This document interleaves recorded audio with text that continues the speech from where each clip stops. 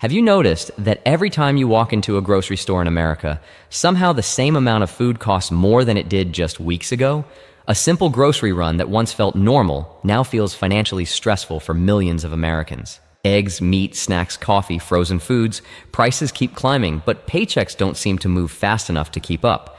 And the scariest part is that most people still don't fully understand why food prices continue rising month after month. In today's video, we're uncovering the hidden economic forces quietly making groceries more expensive across the United States, and why many experts believe this pressure may not disappear anytime soon.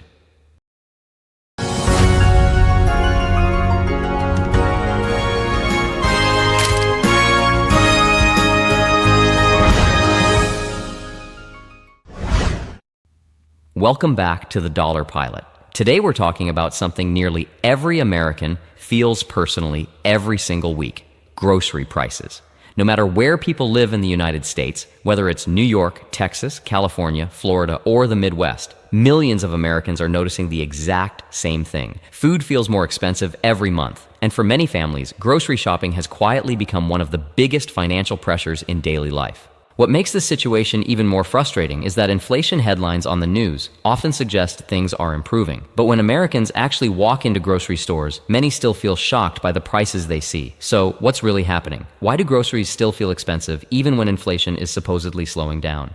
The answer is much deeper than most people realize. One major reason is that food prices are connected to almost every part of the economy. When fuel prices rise, food prices usually rise too.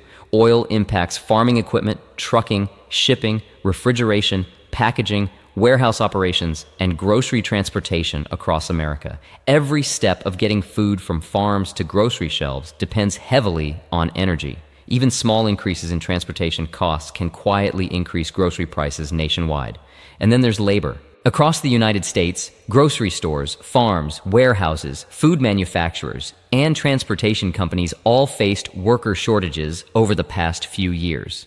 To attract employees, businesses increased wages. Now, higher wages can help workers, but companies also pass many of those higher costs directly onto consumers. That means Americans end up paying more at checkout. Another huge factor is housing costs. Most Americans don't realize how connected rent and housing are to grocery stress. When families spend massive portions of their income on rent, mortgages, insurance, utilities, and property taxes, even moderate food price increases feel painful. A grocery bill that once felt manageable suddenly feels overwhelming because household budgets are already stretched thin. This is one reason middle-class Americans increasingly say they feel financially exhausted despite working full-time jobs. Another hidden issue is supply chain instability. Even years after the pandemic, global supply chains still haven't fully normalized. America's food system depends on complex international networks involving imports, shipping routes, factories, packaging materials, warehouses, rail systems, and trucking industries. When disruptions happen anywhere in that chain, grocery prices often rise. Weather and climate problems are also starting to play a larger role. Droughts, floods, storms, and extreme heat have damaged crops in different parts of the world, including major agricultural regions connected to American food supplies. California alone produces enormous amounts of fruits, vegetables, and nuts consumed across the United States. When crop yields decline, prices increase. At the same time, Americans are also dealing with shrinkflation. This happens when companies quietly reduce product sizes while keeping prices the same, or even raising them. Snack bags become smaller, cereal boxes shrink, frozen meals contain less food. To consumers, it feels like they're paying more while receiving less, and in many cases, they are. There's also growing concern about corporate pricing power. A surprisingly small number of large corporations control major parts of America's food industry. Some economists argue that certain companies used inflation as an opportunity to increase prices more aggressively because consumers already expected prices to rise. Whether people call it inflation, greedflation, or market pricing power, many Americans simply feel like basic necessities have become far less affordable. And it's not just groceries. Fast food prices also increased dramatically across America. What used to be considered cheap and convenient now often feels expensive. A fast food meal that once cost under $10 can now easily cost $15 or $20 in some cities. As a result, many Americans are changing the way they shop and eat. Families are buying fewer name brand products. More people are shopping at discount grocery chains. Consumers are using coupons again, buying in bulk, meal planning, and cutting back on unnecessary purchases. Some households are eating out less frequently altogether. Another important issue is interest rates. The Federal Reserve raised interest rates aggressively to fight inflation. While that helped slow parts of the economy, higher interest rates also increased borrowing costs for businesses. Food companies, grocery chains, transportation firms, and farmers all face higher financing costs now, and those extra expenses often flow directly to consumers through higher prices.